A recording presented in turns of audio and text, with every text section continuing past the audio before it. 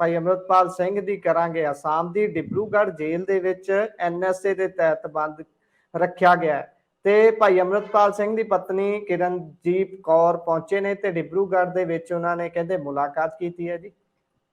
ਨਹੀਂ ਦੇਖੋ, ਅੱਗੇ ਵੀ ਗੱਲ ਹੋਈ ਸੀਗੀ ਤੇ ਅਸੀਂ ਇਹੀ ਕਿਹਾ ਸੀਗਾ ਕਿ ਇਹ ਰੂਟੀਨ ਦਾ ਪ੍ਰੋਸੈਸ ਚੱਲੇਗਾ।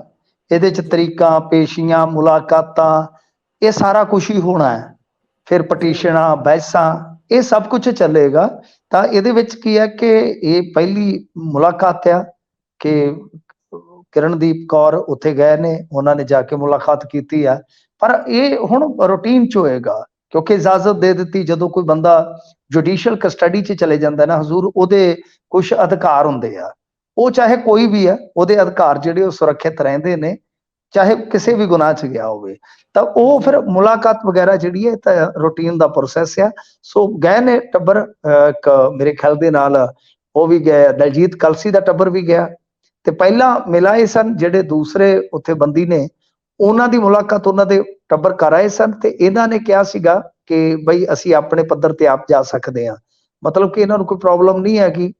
ਤੇ ਜਿਹੜੇ ਉਹ ਕੁਝ ਪਰਿਵਾਰ ਸੀਗੇ ਉਹਨਾਂ ਦੇ ਵਿੱਚ ਹੋ ਸਕਦਾ ਕੁਝ ਨੂੰ ਕੋਈ ਇੱਕਾ ਦੁੱਕਾ ਕੋਈ ਆਰਥਿਕ ਸਮੱਸਿਆ ਹੋਵੇ ਜਾਂ ਕੁਝ ਆਪਾਂ ਇਹ ਵੀ ਜਾਣਦੇ ਆ ਕਿ ਜਿੱਦਾਂ ਪ੍ਰਧਾਨ ਮੰਤਰੀ ਦਾ ਪਰਿਵਾਰ ਆ, ਉਹਦਾ ਬਾਪੂ ਇਹਨਾਂ ਜ਼ਿਆਦਾ ਮਤਲਬ ਕਿ ਉਸ ਇਲਾਕੇ ਦਾ ਜਾਂ ਉਸ ਏਰੀਏ ਦਾ ਭੇਤੀ ਨਹੀਂ, ਜ਼ਿਆਦਾ ਮਤਲਬ ਕਿ ਤੁਰਿਆ ਫਿਰਿਆ ਇਨਸਾਨ ਨਹੀਂ ਹੋ ਸਕਦਾ। ਤਾਂ ਬੰਦਾ ਕਹਿੰਦਾ ਹੀ ਆ ਕਿ ਚਲੋ ਜਥੇਦਾਰ ਰੂਪ ਦੇ ਕੇ ਤੇ ਉੱਥੇ ਲੈ ਜਾਂਦੇ ਆ।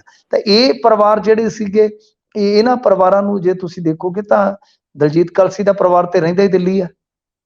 ਇਹ ਪਰਿਵਾਰ ਜਿਹੜੇ ਆ ਮਤਲਬ ਕਿ ਇਸ ਤਰ੍ਹਾਂ ਦੇ ਆ ਕਿ ਜ਼ਿਆਦਾਤਰ ਬਾਹਰ ਰਹਿਣ ਵਾਲੇ, ਤਾਂ ਇਸ ਕਰਕੇ ਇਹਨਾਂ ਨੂੰ ਨਾ ਤਾਂ ਕੋਈ ਪੈਸੇ ਧੇਲੇ ਦੀ ਤੋੜ ਹੈ ਤੇ ਨਾ ਹੀ ਕੋਈ ਇਧਰੋਂ ਉਧਰੋਂ ਕੋਈ ਪ੍ਰੋਬਲਮ ਆ ਕਿ ਜਾਣ ਆਉਣ ਦੀ। ਸੋ ਇਸ ਕਰਕੇ ਇਹਨਾਂ ਨੇ ਆਪਣੇ ਪੱਧਰ ਤੇ ਜਾਣਾ ਸੀਗਾ। ਸੋ ਮੁਲਾਕਾਤ ਹੋ ਗਈ ਆ। ਅੱਗੇ ਹੁਣ ਵੇਖੋ ਦੁਬਾਰਾ ਨਵੇਂ ਸਿਰੇ ਤੋਂ ਪਟੀਸ਼ਨ ਪਊਗੀ, ਨਵੇਂ ਸਿਰੇ ਤੋਂ NSA ਬਾਬਤ ਸੁਣਵਾਈ ਹੋਣੀ ਆ। NSA ਕਿਹਦਾ ਟੁੱਟਦਾ, NSA ਕਿਹਦਾ ਰਹਿੰਦਾ, ਬਸ ਉਹ ਗੱਲ ਹੀ ਹੁਣ ਵੇਖਣ ਯੋਗ ਹੋਏਗੀ ਜੀ। ਸੋ ਇਹ ਵੀ ਸਮਾਂ ਬਿਆਨ ਕਰੂਗਾ NSA ਟੁੱਟਦੀ ਹੈ ਜਾਂ ਫਿਰ। ਭਾਈ ਅੰਮ੍ਰਿਤਪਾਲ ਸਿੰਘ ਦੀ ਕਰਾਂਗੇ। ਆਸਾਮ ਦੀ ਡਿਬਰੂਗੜ੍ਹ ਜੇਲ੍ਹ ਦੇ ਵਿੱਚ NSA ਦੇ ਤਹਿਤ ਬੰਦ ਰੱਖਿਆ ਗਿਆ ਤੇ ਭਾਈ ਅੰਮ੍ਰਿਤਪਾਲ ਸਿੰਘ ਦੀ ਪਤਨੀ ਕਿਰਨਜੀਤ ਕੌਰ ਪਹੁੰਚੇ ਨੇ ਤੇ ਡਿਬਰੂਗੜ੍ਹ ਦੇ ਵਿੱਚ ਉਹਨਾਂ ਨੇ ਕਹਿੰਦੇ ਮੁਲਾਕਾਤ ਕੀਤੀ ਹੈ ਜੀ। ਨਹੀਂ ਦੇਖੋ, ਅੱਗੇ ਵੀ ਗੱਲ ਹੋਈ ਸੀਗੀ ਤੇ ਅਸੀਂ ਇਹੀ ਕਿਹਾ ਸੀਗਾ ਕਿ ਇਹ ਰੂਟੀਨ ਦਾ ਪ੍ਰੋਸੈਸ ਚੱਲੇਗਾ। ਇਹਦੇ ਚ ਤਰੀਕਾਂ, ਪੇਸ਼ੀਆਂ, ਮੁਲਾਕਾਤਾਂ, ਇਹ ਸਾਰਾ ਕੁਝ ਹੀ ਹੋਣਾ ਹੈ।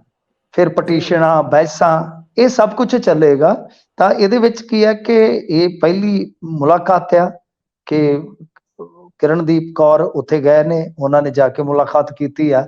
ਪਰ ਇਹ ਹੁਣ ਰੂਟੀਨ ਚ ਹੋਏਗਾ ਕਿਉਂਕਿ ਇਜਾਜ਼ਤ ਦੇ ਦਿੱਤੀ। ਜਦੋਂ ਕੋਈ ਬੰਦਾ ਜੁਡੀਸ਼ੀਅਲ ਕਸਟਡੀ ਚ ਚਲੇ ਜਾਂਦਾ ਨਾ ਹਜ਼ੂਰ, ਉਹਦੇ ਕੁਝ ਅਧਿਕਾਰ ਹੁੰਦੇ ਆ। ਉਹ ਚਾਹੇ ਕੋਈ ਵੀ ਆ, ਉਹਦੇ ਅਧਿਕਾਰ ਜਿਹੜੇ ਉਹ ਸੁਰੱਖਿਅਤ ਰਹਿੰਦੇ ਨੇ, ਚਾਹੇ ਕਿਸੇ ਵੀ ਗੁਨਾਹ ਚ ਗਿਆ ਹੋਵੇ। ਤਾਂ ਉਹ ਫਿਰ ਮੁਲਾਕਾਤ ਵਗੈਰਾ ਜਿਹੜੀ ਹੈ ਤਾਂ ਰੂਟੀਨ ਦਾ ਪ੍ਰੋਸੈਸ ਆ। ਸੋ ਗਏ ਨੇ ਟੱਬਰ, ਇੱਕ ਮੇਰੇ ਖਿਆਲ ਦੇ ਨਾਲ ਉਹ ਵੀ ਗਏ, ਦਲਜੀਤ ਕਲਸੀ ਦਾ ਟੱਬਰ ਵੀ ਗਿਆ ਤੇ ਪਹਿਲਾਂ ਮਿਲਾਏ ਸਨ ਜਿਹੜੇ ਦੂਸਰੇ ਉੱਥੇ ਬੰਦੀ ਨੇ, ਉਹਨਾਂ ਦੀ ਮੁਲਾਕਾਤ ਉਹਨਾਂ ਦੇ ਟੱਬਰ ਕਰ ਆਏ ਸਨ ਤੇ ਇਹਨਾਂ ਨੇ ਕਿਹਾ ਸੀਗਾ ਕਿ ਬਈ ਅਸੀਂ ਆਪਣੇ ਪੱਧਰ ਤੇ ਆਪ ਜਾ ਸਕਦੇ ਹਾਂ, ਮਤਲਬ ਕਿ ਇਹਨਾਂ ਨੂੰ ਕੋਈ ਪ੍ਰੋਬਲਮ ਨਹੀਂ ਹੈਗੀ। ਤੇ ਜਿਹੜੇ ਉਹ ਕੁਝ ਪਰਿਵਾਰ ਸੀਗੇ ਉਹਨਾਂ ਦੇ ਵਿੱਚ ਹੋ ਸਕਦਾ ਕੁਝ ਨੂੰ ਕੋਈ ਇੱਕਾ ਦੁੱਕਾ ਕੋਈ ਆਰਥਿਕ ਸਮੱਸਿਆ ਹੋਵੇ ਜਾਂ ਕੁਝ ਆਪਾਂ ਇਹ ਵੀ ਜਾਣਦੇ ਆ ਕਿ ਜਿੱਦਾਂ ਪ੍ਰਧਾਨ ਮੰਤਰੀ ਦਾ ਪਰਿਵਾਰ ਆ, ਉਹਦਾ ਬਾਪੂ ਇਹਨਾਂ ਜ਼ਿਆਦਾ ਮਤਲਬ ਕਿ ਉਸ ਇਲਾਕੇ ਦਾ ਜਾਂ ਉਸ ਏਰੀਏ ਦਾ ਭੇਤੀ ਨਹੀਂ, ਜ਼ਿਆਦਾ ਮਤਲਬ ਕਿ ਤੁਰਿਆ ਫਿਰਿਆ ਇਨਸਾਨ ਨਹੀਂ ਹੋ ਸਕਦਾ। ਤਾਂ ਬੰਦਾ ਕਹਿੰਦਾ ਹੀ ਆ ਕਿ ਚਲੋ ਜਥੇਦਾਰ ਰੂਪ ਦੇ ਕੇ ਤੇ ਉੱਥੇ ਲੈ ਜਾਂਦੇ ਆ। ਤਾਂ ਇਹ ਪਰਿਵਾਰ ਜਿਹੜੇ ਸੀਗੇ, ਇਹਨਾਂ ਪਰਿਵਾਰਾਂ ਨੂੰ ਜੇ ਤੁਸੀਂ ਦੇਖੋਗੇ ਤਾਂ ਦਲਜੀਤ ਕਲਸੀ ਦਾ ਪਰਿਵਾਰ ਤੇ ਰਹਿੰਦਾ ਹੀ ਦਿੱਲੀ ਆ।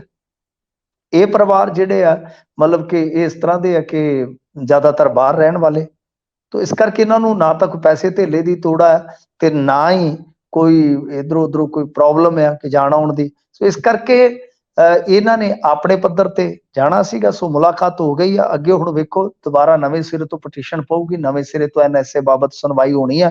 NSA ਕਿਹਦਾ ਟੁੱਟਦਾ, NSA ਕਿਹਦਾ ਰਹਿੰਦਾ, ਬਸ ਉਹ ਗੱਲ ਹੀ ਹੁਣ ਵੇਖਣ ਯੋਗ ਹੋਏਗੀ ਜੀ। ਸੋ ਇਹ ਵੀ ਸਮਾਂ ਬਿਆਨ ਕਰੂਗਾ NSA ਟੁੱਟਦੀ ਹੈ ਜਾਂ ਫਿਰ।